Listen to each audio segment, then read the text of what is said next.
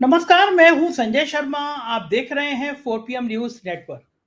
रोज show करता हूं अभय दुबे जी के साथ। देश के जाने माने पत्रकार एबीपी चैनल पे रोज आप देखते हैं। अभय दुबे जी से मैंने पूछा कि अभय जी, लगातार कश्मीर में हमारे बहादुर सैनिक मारे जा रहे हैं, देश में भयंकर बाढ़ आई हुई है, लोग प्रभावित हैं, मणिपुर जल रहा है, बाबा की भगदड़ में सैकड़ों लोग मर गए हैं, सरकार पर्दा डाल रही है, नीट के चक्कर में लाखों नौजवान छात्र परेशान हैं, और प्रधानमंत्री जी रूस में गाना गा रहे हैं, सिर पर लाल टोपी रूसी फिर भी मेरा दिल है हिंदुस्तानी। प्रधानमंत्री को शायद कोई चिंता ही नहीं है, कोई इन विषयों पे बात ही नहीं करना चाहते। उत्तर प्रदेश के कृषि मंत्री कह रहे हैं कि दाल 100 रुपए से महंगी है ही नहीं। आप सोचिए कितना नाकारा सवाल है, कितना नाकारा जवाब है। पत्रकार पूछ रहे हैं और कृषि मंत्री कह रहा है कि दाल 100 रुपए से महंगी है ही नहीं। ये कृषि मंत्री हैं उत्तर प्रदेश के। ऐसे तमाम सवाल मैंने पूछे और मैंने पूछा कि राहुल गांधी मंदिर जाते हैं तो भक्तों को मिर्ची क्यों लगती है। बहुत शानदार बातचीत है अभय दुबे जी के साथ। पूरा वीडियो सुनिएगा और फिर चैनल को ज्वाइन और सब्सक्राइब जरूर कीजिएगा। चलते हैं अभय दुबे जी के पास। 4 PM न्यूज नेटवर्क में स्वागत है अभय दुबे जी आपका। सेना के जवान जम्मू कश्मीर में शहीद हो रहे हैं। 24 घंटे से ज्यादा हो गया, समय हो गया, कुछ पता नहीं चला कि कहां से गोलियां आई, कहां शहीद कर गई। गोदी मीडिया हर बार की तरह चलाने लगा कि पाकिस्तान की तरफ से साजिश रची गई, बॉर्डर से बहुत बड़ी खबर, पाकिस्तान का हाथ था। बड़ा सवाल यह है कि अगर पाकिस्तान का हाथ था तो पाकिस्तान कश्मीर में घुस के ऐसे ऑपरेशन कर दे रहा है और हमारे काबिल अजीत डोभाल को पता नहीं चल रहा है। देश में लाखों नीट के बच्चे परेशान हैं कि उनका भविष्य खतरे में है, दिखाई नहीं दे रहा है। देश में बाढ़ का बेहाल है, हजारों लाखों लोग बेघर होने की स्थिति है। इन सबके बीच प्रधानमंत्री रूस में गाना सुना रहे हैं कि मेरा दिल पर सिर पर लाल टोपी फिर भी दिल है हिंदुस्तानी, सिर पर लाल टोपी रूसी फिर भी दिल है हिंदुस्तानी। क्या लग रहा है प्रधानमंत्री जी ने अभी तक मणिपुर का मां नहीं बोला, बाढ़ पीड़ितों पे कुछ नहीं बोला, सेना के हमले पे कुछ नहीं बोला कि चूक कैसी हुई, लेकिन गाना सुना रहे हैं सिर पर लाल टोपी रूसी। क्यों प्रधानमंत्री जी सब चीजों से इतना विरक्त होना चाहते हैं देश की?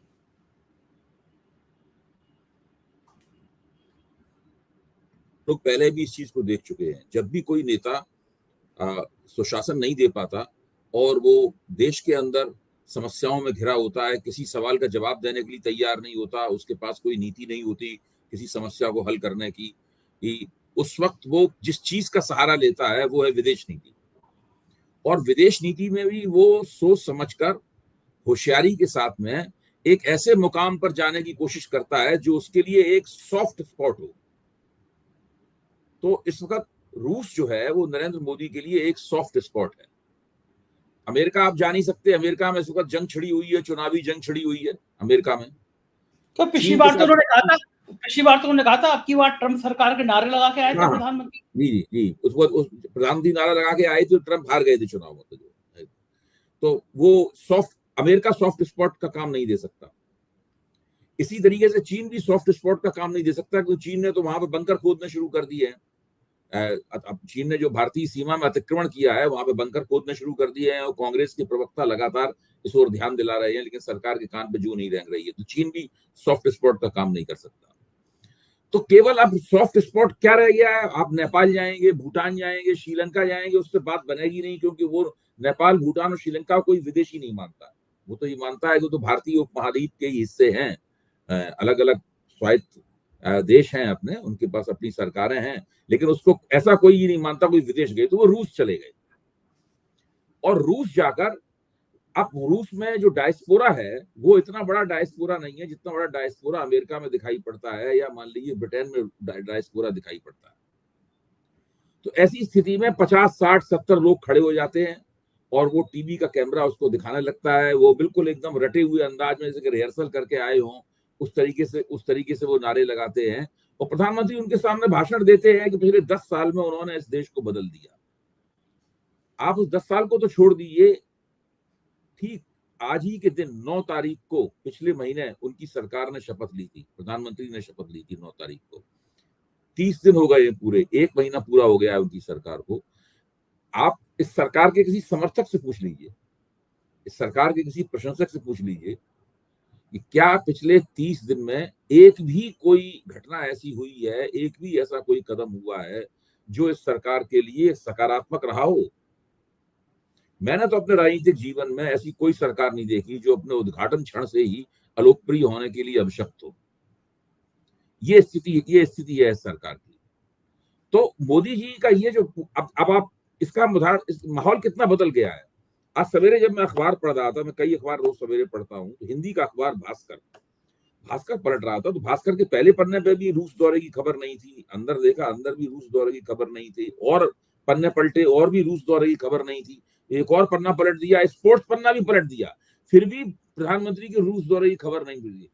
भास्कर का अंतिम पेज का जो पीछे वाला हिस्सा था, उसमें बिल्कुल नीचे एक छोटी सी डबल कॉलम प्रधानमंत्री के रूस दौरे की खबर थी। मेरी पत्नी ने मेरा ध्यान इस ओर दिलाया कि ये खबर तो यहाँ पड़ी हुई है, इस ओर यहाँ पर। मुझे भी बड़ा ताज्जुब हुआ, भाई देश का प्रधानमंत्री रूस गया है, उसकी खबर हिंदी के सबसे ज्यादा बिकने वाले अखबार में, जो कि टाइम्स ऑफ इंडिया से भी कई गुना ज्यादा बिकता है, उसके अखबार में वहां पड़ी हुई है। भाई दूसरे अखबारों में चेक करो, तो किसी अखबार में पहले पन्ने पे भी थी खबर, लेकिन बहुत छोटी छोटी खबर है। आप इससे अंदाजा लगाइए कि प्रधानमंत्री ये जो वहां कर रहे हैं, दरअसल हिंदी का जो भारत का जो प्रिंट मीडिया है, प्रिंट मीडिया ने भी इसको कोई प्राथमिकता नहीं दी है, कोई तरजीह नहीं दी है, क्योंकि सब लोग जान गए हैं कि ये विदेश नीति का एक सॉफ्ट स्पॉट उन्होंने छांटा है। हिंदुस्तान की राजनीति में इंटरनल पॉलिटिक्स से जो उन्हें चुनौती मिल रही है, जबरदस्त चुनौती मिल रही है, हर क्षेत्र में चुनौती मिल रही है, मणिपुर में चुनौती मिल रही है, कश्मीर में चुनौती मिल रही है, बाढ़ के क्षेत्र में चुनौती मिल रही है, पेपर लीक के सवाल में चुनौती मिल रही है, हाथरस के सवाल में चुनौती मिल रही है, तमाम जगहों पर चुनौतियां मिल रही हैं। इन चुनौतियों से बच के प्रधानमंत्री रूस भाग गए, और रूस में जाकर पुराने जो शेखियां उनकी बहुत पुरानी पड़ चुकी हैं कि हमने 10 साल में इस देश को बदल दिया है, इस प्रकार की बातें कह रहे हैं, जिन बातों पर उन्हें खुद भी यकीन नहीं होगा। अगर उन्हें खुद भी यकीन होता तो वो कम से कम संसद में इस बात को जोरदारी के साथ कहते। संसद में भी उन्होंने, अब देखिए, पहले ही एक शब्द बोलते थे, अमृतकाल बोलते थे। आपको याद आए शब्द? बहुत लंबा टाइम हो गया, याद भी नहीं, बहुत महीनों सालों हो गए। पिछली बार कब सुना था? अमृतकाल शब्द भी खत्म हो गया। क्या भारत अमृतकाल में नहीं रह गया? चुनाव में जैसे ही आपको बहुमत नहीं मिला, वैसे ही भारत अमृतकाल में नहीं रह गया। देखिए, माहौल बिल्कुल बदल चुका है, और इस बात को जो स्वीकार नहीं करेगा, वो भले ही अपने आप को मुगालते में रख ले, शुतुरमुर्गी रवैया अख्तियार कर ले, लेकिन वो अपने पैरों पर, अपने संगठन के पैरों पर, अपनी पार्टी के पैरों पर, अपनी सरकार के पैरों पर कुल्हाड़ी मारेगा। रूस में जाकर, मॉस्को में जाकर इस प्रकार की बातें करने का कोई महत्व नहीं है। और व्लादिमीर पुतिन ऐसे नेता नहीं है जो आज भारत में लोकप्रिय हों। आज रूस की वो स्थिति नहीं रह गई है जो किसी जमाने में भारत में सोवियत संघ की स्थिति थी। मुझे याद है, जब मैं जनसत्ता में काम करता तो एक बार हमारे प्रधान संपादक प्रभाष जोशी ने हम लोगों को बुलाया, और उन्होंने साफ तौर पे हम लोगों से कहा कि विदेश नीति के सवाल पे हम लोगों की बात होती रही कि विदेश नीति खबरें सत्ता में कैसे जाएं, किस पे जाएं। उन्होंने साफ तौर पे कहा कि विदेश नीति के मामले में एक मोटी बात है, रूस हमारा दोस्त है, पाकिस्तान हमारा दुश्मन है, चीन हमारा दुश्मन है। मोटी तौर पर इन मोटी बातों को याद रखिए। तो आज जो राज कपूर की फिल्मों में गाना था, मेरा जूता है जापानी, पतलून इंग्लिस्तानी, सिर पे लाल टोपी, रूसी फिर भी दिल है हिंदुस्तानी, ये गुजरे जमाने की बात बन गए। ये इस बात का कोई महत्व नहीं है। आप इस तरह की बातें कह के, इस प्रकार के गाने गाकर या इस प्रकार की दावेदारियां कर किसी भी तरह के ब्राउनी पॉइंट्स भारत की जनता के बीच में नहीं प्राप्त कर सकते। भारत की जनता में नरेंद्र मोदी के खिलाफ प्रतिदिन एंटी इनकम्बेंसी बढ़ रही है। इस बात को मैं बार बार कह रहा हूं। लोग सोच रहे होंगे ये कहाँ की हाँक रहा है। मेरा तो मानना है कि अभी सर्वे करा लीजिए, आपको पता लग जाएगा कि विपक्ष और विपक्षी नेता राहुल गांधी का ग्राफ कितना ऊंचा जा रहा है और इनका ग्राफ कितना नीचे जा रहा है। अच्छा, आपने कहा कि मीडिया की बात कही कि भास्कर के अंदर के पन्ने पे था मीडिया का, लेकिन हाल अभी भी चल रहा है। आज तक चैनल पे मणिपुर की लेकर आलोक शर्मा कांग्रेस के प्रवक्ता थे, और आलोक शर्मा ने कल उनकी एंकर रंजना ओम कश्यप को इतनी बुरी तरह फटकारा, ऊपर चल रहा था कि मणिपुर का राहुल का सियासी ड्रामा, इस तरह की कोई भाषा लिखी हुई थी। आलोक शर्मा ने कहा कि आप लोग ये भाषा कौन सी इस्तेमाल कर रहे हैं। रंजना कुश ने कहा कि हाँ, हमने आपके कहने से पहले हटा दी वो लाइन। लेकिन आप तो जानते हैं, आप टीवी चैनल में रहे हैं, कोई लाइन लगाने से पहले बहुत विमर्श होता है कि अगर कोई डिबेट चल रही है तो ऊपर कौन सी लाइन जाएगी, नीचे कौन सी लाइन जाएगी। तो आलोक शर्मा फालिन हुए कि ये राहुल का ड्रामा और राहुल का दर्द, सियासी ड्रामा, सर सारे जो जोशी जी शायद प्रधानमंत्री कार्यालय से बताते हैं, लोग कहते हैं ऐसा, क्योंकि मैंने देखा अंबानी के चैनल पे भी वही सेम लाइन लिखी थी, सियासी वेदना या ड्रामा। आज तक पे तो लाइव जब आलोक शर्मा ने धोया तो अंजना कश्यप ने कहा नहीं हमने आपके कहने से लाइन हटा ली गई थी। सोशल मीडिया पे बहुत ट्रोल हो रहा है कि ये चैनल बचे हैं या फिर एकदम ही इन्होंने सुपारी ले ली है कि हम भक्तों से भी एक कदम आगे हो जाएंगे। आप राहुल गांधी मणिपुर जा रहे हैं, आप उसको सियासी ड्रामा बता रहे हैं, ये मीडिया क्या सुधरेगा नहीं कभी भी? क्या लगता है देखिए, आप? असल में ये लोग भाजपा की जो थीसिस है कि कुछ भी नहीं बदला है, कंटिन्यूटी कंटिन्यूटी कंटिन्यूटी, निरंतरता निरंतरता निरंतरता, जिससे पिछले 10 साल में हमने सरकार चलाई उसी तरह हम सरकार चला रहे हैं। तो इसी थीसिस को गोदी मीडिया के चैनल आगे बढ़ा रहे हैं। अब दिक्कत की बात यह है कि उन्हें ज्यादा पहले के मुकाबले ज्यादा प्रभावी से आलोक जी ने प्रतिरोध किया, वहां पर आवाज उठाई, काफी प्रभावी प्रोटेस्ट का उन्हें सामना करना पड़ रहा है। मैं तो मानता हूं कि इस बार मतदाताओं ने आधा काम किया है। आधा काम, मैं बार बार इस बात को कहता हूं, आधा काम वो अगले चुनाव में करेंगे, बचा हुआ काम अगले चुनाव में निपटा देंगे। क्योंकि अगर ये चाहते हैं कि मतदाता बचा हुआ काम अगले चुनाव में ना निपटाएं, तो इन्हें अपनी पूरी नीति को बदलना पड़ेगा, अपने स्वर को बदलना पड़ेगा, अपने लहजे को बदलना पड़ेगा, अपने पूरे रवैये को बदलना पड़ेगा। इसके लिए ये अभी आज की तारीख में तैयार नहीं है, लेकिन मेरा मानना यह है कि जल्दी ही ये तैयार हो जाएंगे। क्योंकि मुझे जो खबरें मिल रही हैं, ये केवल राहुल गांधी तो इनका विरोध करेंगे ही करेंगे, लेकिन इनके अंदर से बहुत विरोध है, अंदर से बहुत बड़ा विरोध है। कि राष्ट्रीय स्वयंसेवक संघ का भी रांची के अंदर एक कॉन्फ्रेंस हुई थी बहुत बड़ी, उनकी सांकेतिक लंबे पहले से तय थी। उसके अंदर मुझे पता चला है कि तमाम लोगों ने जो मोदी सरकार के लिए रिपोर्टिंग की है वहां पर राष्ट्रीय स्वयंसेवक, उसमें मोदी सरकार, इसमें एनडीए सरकार की रिपोर्टिंग की है, भारतीय जनता पार्टी की रिपोर्टिंग की है, उसमें इनकी हालत बहुत खराब बताई गई है। जनता के बीच में लोकप्रियता का मामला तो कोई कहीं कुछ है ही नहीं, काफी बुरी हालत में। देखिए, जो मतदाताओं को लगा, उन्होंने 4 तारीख तक का फैसला मतदाताओं का आ गया, लेकिन अभी मतदाताओं को बार बार अपना फैसला देना है और बार बार वो भारतीय जनता पार्टी उसकी कसौटी पे कसी जाएगी। कहीं राहत की सांस नहीं है इनके लिए। अब रूस गए हैं, एक छोटा सा सवाल, बिल्कुल छोटा सवाल मैं आपके सामने भी रखता हूं, आप भी दूसरों के सामने रखिए। भारत और रूस संबंधों में सबसे बड़ा भारतीय अर्थव्यवस्था के लिए एक सकारात्मक बात पहले ये मानी गई थी कि जो उनसे समझौता हुआ था उसमें सस्ता तेल कुछ भारत को मिला था, विश्व बाजार के मुकाबले अपेक्षाकृत सस्ता तेल भारत को मिला था। तो सवाल यहां उठना स्वाभाविक है, जब आपको सस्ता तेल मिला तो भारत में तेल सस्ता क्यों नहीं हुआ? पिछले 1.5 साल से भारत में तेल सस्ता नहीं हुआ है। फिर रूस से आपके संबंधों का और सस्ता तेल मिलने का फायदा क्या हुआ? ये सारे के सारे सवाल उठेंगे और हर सवाल का इन्हें जवाब देना पड़ेगा। अब इस बार तो रूस चले गए, वो एक सॉफ्ट स्पॉट था, वहां जाकर अपने भाषणबाजी कर रहे हैं। जो एक बचा कुचा छोटा मोटा डायस्पोरा वहां पे है, उस डायस्पोरा से बातचीत कर रहे हैं और वहां पे इस तरह की बातें कर रहे हैं कि हमने पूरे देश को बदल दिया। लेकिन इस तरह के सॉफ्ट स्पॉट इनके लिए विदेश नीति के दायरे में भी ज्यादा नहीं बचे। हाँ ठीक है, कब तक ऐसी कहानियां बताएंगे और कहानियां सुनाएंगे प्रधानमंत्री जी। इधर राहुल गांधी इनकी नाक में दम दिए हुए हैं। आज वो रायबरेली अपने निर्वाचन क्षेत्र में आए, सबसे पहले हनुमान जी के मंदिर में जाके हनुमान आरती करी उन्होंने। अब वो राहुल गांधी जब मंदिर में जाते हैं तो पूरे भक्तों की टोली को मिर्ची लग जाती है कि राहुल गांधी मंदिर में कैसे चले गए। तो ये तो जो राहुल की पॉलिटिक्स है कि मुद्दों पे, जो जनहित के मुद्दे हैं उन पे जाना, असम में जाना, मणिपुर में जाना, वहां गए तो मंदिर में चले जाना, दर्शन करेगा। बीजेपी को राहुल गांधी के वाकई में लोहे के चने चबा रहे हैं। देख, बीजेपी की मुश्किल क्या है? बीजेपी की मुश्किल यह है कि विपक्ष का नेता कैसा होना चाहिए इसके बारे में कोई विचार, आइडिया नहीं है इनको, कोई ध्यान नहीं है। इन्हें नहीं पता है कि विपक्ष का नेता कैसा होना चाहिए, क्योंकि ये खुद भी विपक्ष की भूमिका 10 साल तक इन्होंने बहुत बुरे तरीके से निभाई। अटल बिहारी वाजपेयी के जमाने की भाजपा छोड़ दीजिए, वो तो लंबे अरसे तक पहले जनसंघ और भाजपा विपक्ष में रहती थी, तो वो लोगों, उन लोगों के पास विपक्ष की भूमिका निभाने का एक मुहावरा था। लेकिन 10 वर्ष जो यूपीए सरकार के मनमोहन सिंह सरकार का कार्यकाल था, उसमें भारतीय जनता पार्टी ने विपक्ष की भूमिका इस तरह से निभाई कि सारे के सारे भारतीय जनता पार्टी के विपक्षी नेता उनके कार्यकर्ताओं की निगाह में ही अलोकप्रिय हो गए थे। उसी कारण नरेंद्र मोदी को आने का मौका मिला।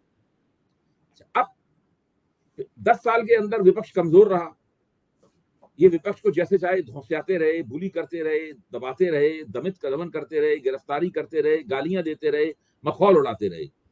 अब असली बार इन्हें विपक्ष को देखने का मौका मिल रहा है कि विपक्ष होता कैसा है। जितनी खिल्ली, जितना उपहास नरेंद्र मोदी का पिछले इस संसद के पहले सत्र में उड़ाया गया है, उतना पूरे जीवन में कभी नहीं उड़ाया गया।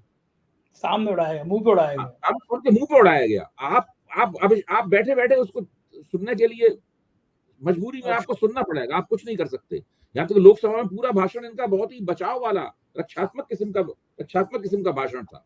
तो ये इनकी स्थिति है और ये धीरे धीरे करके इनकी समझ में आएगा।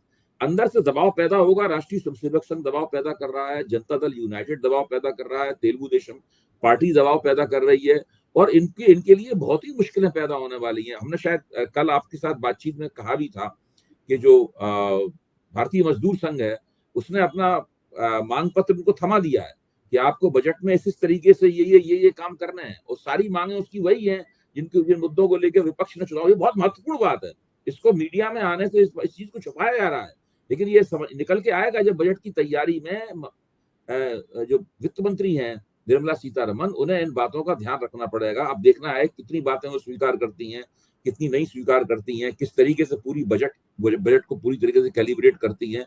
नरेंद्र मोदी की सरकार तरह तरह के तनावों और अंदेशों की शिकार है। अभय जी, एक तनाव और बढ़ गया जब वहां पे एक शहीद की मां ने कहा कि अग्निवीर योजना बंद होना चाहिए। शहीद की मां है, वो भी महसूस कर रही है सेना के दर्द को और मान रही है कि अग्निवीर योजना एक ऐसी योजना है जिस योजना को बंद होना चाहिए। क्या ये इस तरह की चीजें सरकार को और परेशान करती हैं? ये तो हर मतदाता कह रहा है। जो अग्निवीर से सीधे प्रभावित है वो भी कह रहा है, जो अग्निवीर से प्रभावित नहीं है वो भी कह रहा है। भाजपा के अंदर से भी ये आवाज उठ रही है, भाजपा के समर्थकों की तरफ से भी आवाज उठ रही है। जो रिटायर्ड फौजी हैं जो भाजपा का हमेशा समर्थन करते रहे, इसमें लेफ्टिनेंट जनरल बख्शी का नाम सबसे प्रमुख है, वो तक कह रहे हैं इस बात को। लेफ्टिनेंट जनरल बख्शी तो भाजपा के बहुत जबरदस्त समर्थक रहे हैं। वो हिंदू राष्ट्र के समर्थन करने के नाम पर टीवी पे उनकी आंखें आंसुओं से भर आती थी, इतने आवेश में आ जाते थे। और इस वक्त वो बहुत नाराज है सरकार से। और अग्निवीर योजना केवल वो जो शहीद के परिवार से जो आवाज आ रही है, वो तो खैर आवाज आ ही रही है, वो आनी ही चाहिए वहां से। भारतीय जनता पार्टी के भीतर, राष्ट्रीय स्वयंसेवक संघ के भीतर अग्निवीर योजना को लेकर बहुत बेचैनियां हैं और मोदी को अभी तय करना बाकी है कि आखिरकार इस योजना का, इसका असल योजना का नाम तो अग्निपथ है, अग्निवीर अग्निपथ में बनते हैं, मतलब है उनका दरअसल करना क्या है। इनको अग्निपथ योजना भाजपा के हलक में अटकी हुई है, ना इन्हें उगलते बन रहा है ना निगलते बन रहा है, और कुछ ना कुछ तो करना ही है, वरना केवल अग्निवीर योजना के चलते, इस अग्निपथ योजना के चलते चलते हरियाणा के चुनाव में इनकी दुर्गति हो जाएगी। हाँ, मैं ये कहने वाला था आपसे, हरियाणा बहुत ज्यादा प्रभावित होने वाला है इससे। राजस्थान में नुकसान होने में भी बहुत बड़ा रोल अग्निवीर का रहा है। सबसे ज्यादा वीर चक्र, महावीर चक्र, परमवीर चक्र हरियाणा में बटे हैं। तो क्या लगता है कि हो सकता है कि हरियाणा के चुनाव 3-4 महीने के अंदर होने, उससे पहले अग्निवीर योजना, अग्निपथ योजना ये बंद कर दें? देखिए, बंद करेंगे कि उसमें बहुत बड़े पैमाने पर संशोधन करेंगे, क्या करेंगे कुछ नहीं कहा जा सकता, क्योंकि इस योजना को बंद करना भी उनके लिए मुश्किल है। भाई ये तो अभी तो कह रहा हूं, हलक में अटकी हुई है। आप जिस वक्त योजना आई थी उसी वक्त उसकी आलोचना भी सामने आई थी, आपने उस आलोचनाओं को ध्यान नहीं दिया। आपने कहा ये तो बकवास बात है, ये वो फलाने ठिकाने तमाम बातें बोलते रहे, किसी भी ध्यान नहीं दिया और अग्निपथ योजना चालू हो गई, अग्निवीरों की भर्ती होने लगी। लेकिन अब समस्या इनके सामने ये है कि अब करें क्या, क्योंकि वोट के मोर्चे पर भारतीय समाज ने इस योजना को अस्वीकार कर दिया है, बहुत ही ऊंची आवाज में अस्वीकार कर दिया है। विपक्ष स्पष्ट रूप से कह रहा है कि हम अगर सत्ता में आए तो उसको कूड़ेदान में फेंक देंगे। कांग्रेस ने अपने घोषणा पत्र में इसको लिख दिया, उस घोषणा पत्र में जिसकी इतनी लानत मलामत नरेंद्र मोदी लोकसभा की चुनाव प्रचार मुहिम में करते रहे। इससे आप अंदाजा लगा सकते हैं कि दरअसल स्थितियां कितनी विकट हैं और अभी भी भारतीय जनता पार्टी ने ये सोचने की जहमत नहीं उठाई है कि वो इन स्थितियों से कैसे निपटेंगे। ये वही नरेंद्र मोदी है जिन्होंने संसद में एक बार कहा था मनरेगा को लेकर कि ये मनरेगा कांग्रेस की बेकार की योजना है, ये ढोल मजीरे लेकर मैं इसको खूब बजाऊंगा, लेकिन इसको मैं न मरने दूंगा न जीने दूंगा। कुछ मुगले आजम जैसा डायलॉग उन्होंने वहां बोला था। इस योजना को ना मैं मरने दूंगा। अब विवेक देबरॉय जो उनके मुख्य आर्थिक सलाहकार हैं वो क्या कह रहे हैं, आर्थिक सलाहकार समिति के मुखिया वो क्या कह रहे हैं कि एक अर्बन मनरेगा चालू किया जाना चाहिए, मतलब रूरल मनरेगा मजबूत किया जाए, इसकी मांग भारतीय मजदूर संघ ने कर दी है। आप ही की आर्थिक सलाहकार समिति के जो मुखिया हैं उन्होंने ये मांग कर दी है कि अर्बन मनरेगा चालू किया जाए। अब देखना है निर्मला सीतारमन जो बजट पेश करती हैं उसमें रूरल मनरेगा का क्या करती हैं और अर्बन मनरेगा का क्या करती हैं। ये कोई छोटे बड़े निर्णय होते हैं, ये कोई छोटे बड़े निर्णय होते हैं, इसमें हजारों करोड़ रुपए खर्च होते हैं इन निर्णयों में। जो तेलुगु देशम पार्टी ने जो मांग रखी है चंद्रबाबू नायडू ने, वो क्या मांग है, 1 लाख करोड़ रुपए की मांग है और कहा है 50,000 करोड़ रुपए तो आप हमें फौरन दे दीजिए। पता नहीं उन्होंने अपने किसी प्रोजेक्ट में बताया मैं उसमें खर्च करूंगा और हमें 50,000 करोड़ रुपए चाहिए वो अपनी राजधानी बनाने के लिए, नई राजधानी बनाने के लिए। जो जब चुनाव वो हार गए थे तो उसको पूरे काम को ठप कर दिया गया था अमरावती बनाने के लिए, अमरावती नाम है उस राजधानी का। आप इससे अंदाजा लगाइए कि ये कितनी बड़ी बड़ी समस्याएं इनके सामने। तो जब निर्मला सीतारमन ने कहा कि भाई हमारे पास तो इतने पैसे हैं नहीं, हम कहां से देंगे पैसे, तो उन्होंने कहा एक कमेटी बनाइए, उस कमेटी का मुखिया मुझे बनाइए कि इसकी पैसे कहां से लाए जाएं, ये सुझाव देने के लिए। अब इनके सामने प्रस्ताव उन्होंने रख दिया है अनौपचारिक रूप से कि कमेटी बनाइए, उस कमेटी का लगाम मेरे हाथ में दीजिए, हम लोग आपको बताएं, एक ब्लूप्रिंट बना के देंगे कि पैसे कहां से आए। सही बात है, अपने कोष से निकाल के ये कह रहे हैं हम तो पहले की तरह काम कर रहे हैं, हमारे ऊपर कोई दबाव ही नहीं है। इसे दबाव नहीं कहते हैं और क्या कहते हैं, इसे दे देना चाहिए, इलेक्ट्रल बॉन्ड से निकाल के दे दें। इलेक्ट्रल बॉन्ड से बड़ा पैसा इकट्ठा किया है, सरकार चला रही है तो उसमें से पार्टी फंड में ये इन्हें पता नहीं है कि ये कहां फंस गए। जब इनके पास स्पष्ट बहुमत था और स्पष्ट थोड़ा ज्यादा बहुमत था, सरकार चलाने की वो जो शैली थी, जो भेड़िया धसान शैली इसको मैं कहता हूं, जो भेड़िया धसान शैली थी, वो शैली तो अब काम आने वाली है नहीं। अब इनके पास में 240 सीटें, जनता दल यूनाइटेड और तेलुगु देशम के पास मिला के 28 सीटें हैं दोनों के पास, लेकिन वो आचरण ऐसा कर रहे हैं उनके पास 280 सीटें हों। सही बात है, धमका रहे हैं वो। अच्छा, कई सारी मुसीबतें शुरू हो रही है। देश का जो सबसे बड़ा सूबा है यूपी, जहां से इतनी भयंकर चोट लगी है, वहां से भी काबिलियत की नई चीजें निकल के आती हैं। यूपी के कृषि मंत्री हैं सूर्य प्रताप शाही, प्रेस कॉन्फ्रेंस कर रहे थे। प्रेस कॉन्फ्रेंस में कह रहे हैं, पत्रकारों के सवाल पे कह रहे हैं आप लोग झूठी खबर चला रहे हैं, कोई भी दाल 100 रुपए किलो से महंगी नहीं है। पत्रकारों ने जब डेट सिखाई कि अरहर की दाल 150-200 रुपए पे जा रही है तो हंसने लगे।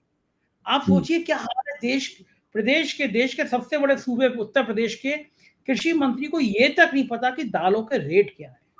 और ये वही मंत्री हैं जो अपनी विधानसभा में, लोकसभा चुनाव जब हुए थे तो इनकी विधानसभा चुनाव में बीजेपी हार गई थी।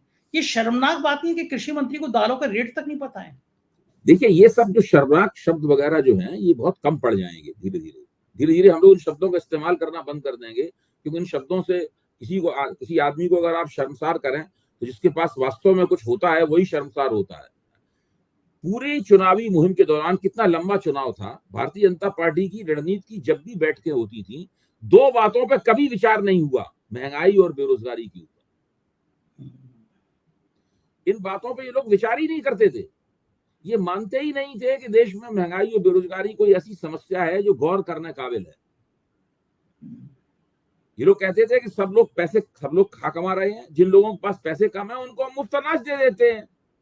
सही बात है, समस्या ही कहां है। ये पूरी थीसिस कोलैप्स हो गई है, ये पूरी थीसिस ढह गई है पूरी, इसमें दम नहीं रही कोई। जिन लोगों को मुफ्त अनाज देते थे उन लोगों ने उनको जितने वोट देने चाहिए थे उतने वोट उनको दिए नहीं।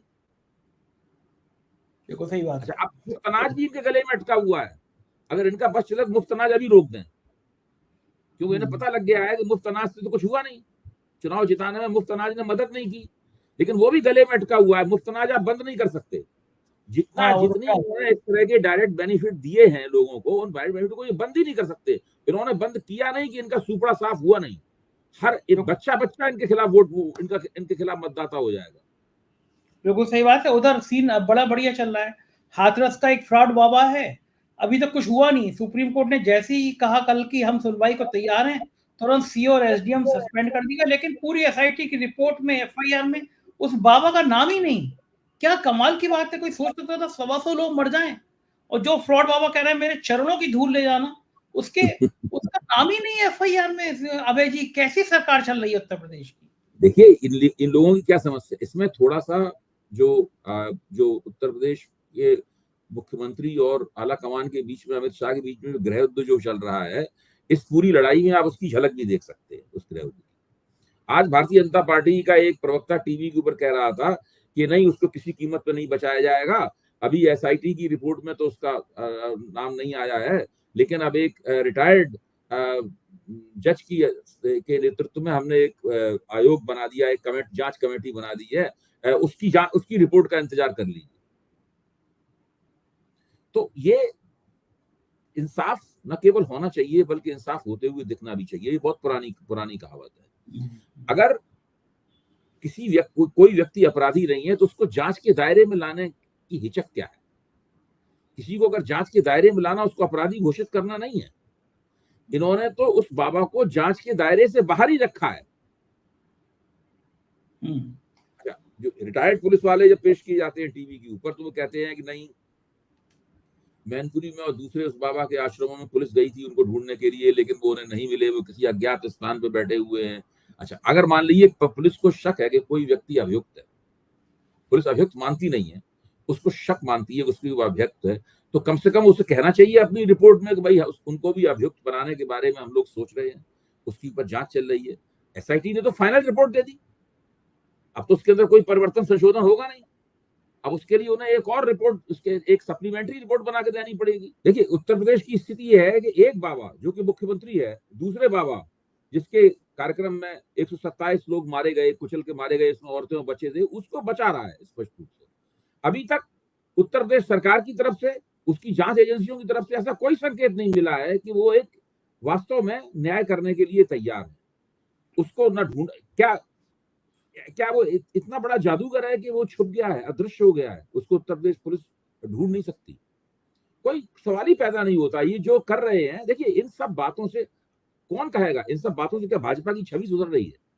क्या उत्तर प्रदेश सरकार में लाल लग रहे हैं इस तरह की बातों से? लोग उत्तर प्रदेश सरकार से बहुत खुश हैं इस तरह की बातों से।